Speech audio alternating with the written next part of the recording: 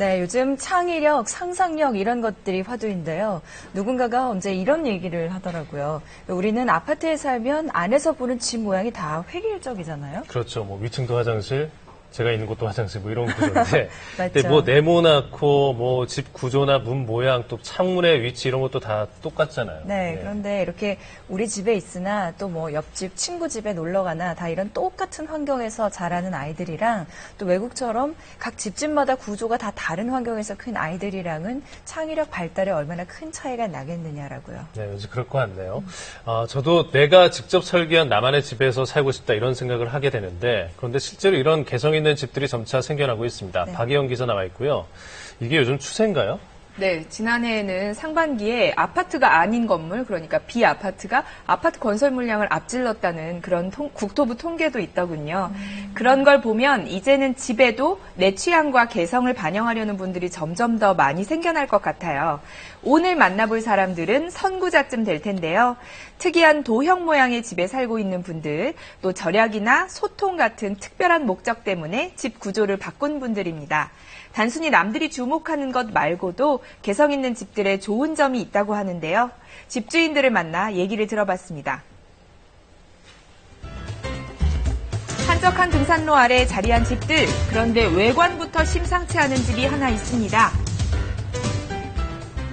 48평 정도의 삼각형 땅이었습니다. 대지 면적이. 그러니까 그걸 갖고 보통 개인 단독 주택으로 설계하기는 쉽지가 않기 때문에 더더구나 삼각형이잖아요. 주택을 짓기 어려울 거라 생각했던 자투리 땅을 적극 활용해 지은 개성 있는 세모집입니다. 밖에서 보이는 부분뿐 아니라 실내 공간에도 다양한 도형을 적극 도입해서 이색적인 공간을 만들어냈습니다. 평면이 삼각형으로 된 것은 대지 형태가 삼각형으로 되어 있기 때문에 그걸 자연스럽게 디자인해서 활용했다고 보시면 됩니다. 주변 경관이 좋아 선택했지만 제약이 많았다는데요. 단점을 보완하기 위해 실내에 중정을 설치, 안에서도 자연을 즐길 수 있게 했습니다. 문 하나 열면 바로 하늘이 보이고 오픈되어 있는 외부가 있으니까 식구들도 좋아하고 또 간혹 지인들이 와서도 굉장히 특이하다고 좋아합니다. 사각형이 갖지 못하는 그런 독특함으로 방의 공간을 만들었기 때문에 굉장히 특이한 경험을 24시간 할 수 있다고도 볼 수 있습니다. 서울 외곽에 있는 또 다른 집, 이 집은 어떤 개성이 있는 걸까요? 안녕하세요. 예, 안녕하세요. 예, 여기 특이한 집이 있다고 써봤는데 이 집 맞나요? 네, 저희 집이 소통의 집입니다. 소통의 집. 네, 소통의 집이라고 하죠. 이게 저희 집 다음에 전부입니다. 이웃 간의 소통과 화합을 위해 지었다는 담장 없는 집. 내부 역시 소통을 위해서 아이디어들을 냈다고 하는데요. 다성아, 하윤아, 정말 소통의 집 같네요. 배고파. 엄마 간식 줄게. 내려와. 실내에서도 벽에 경계를 허물어 각각의 방이 창이나 유리로 모두 통하도록 연결했습니다. 아이들한테 그냥 내가 주방 일을 하거나 뭐 사무실에서 일을 하거나 아니면 내가 뭐 TV를 보거나 이런 것들 아이들한테 자연스럽게 노출시켜주고 싶었고요. 안녕하세요. 장애 요소가 없다 보니 자연스레 이웃과 소통할 수 있게 됐다고 하네요. 그냥 들어올 수 있어요. 담장이 일단 너무 낮아가지고 그냥 쉽게 들어올 수 있어요. 누구나 환영하는 그런 분위기의 집.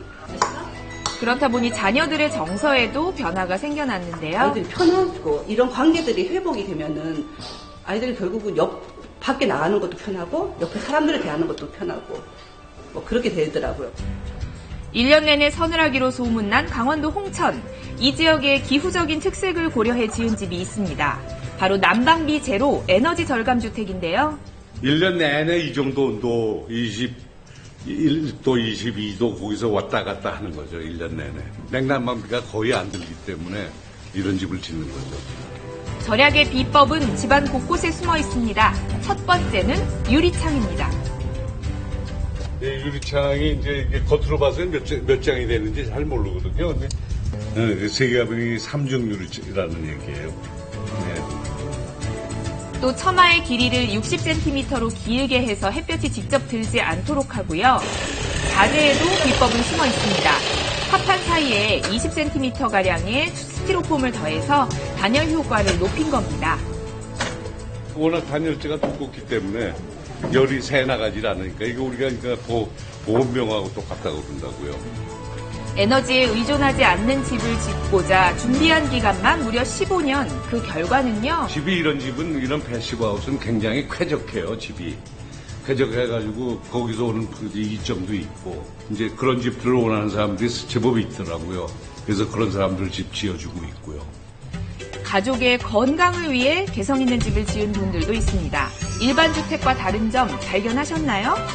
팔각형 모양의 공간이 집 앞면에 자리 잡고 눈길을 사로잡는데요. 대부분의 집들은, 도시의 집들은 사각형이잖아요. 여기 전원주택이니까 전원주택 나름의 어떤 특색을 살려서 창을 많이 낼 수 있는 그런 팔각형으로 지었어요. 도심을 벗어나 창이 많은 집을 지은 건 두 자녀의 건강 때문입니다.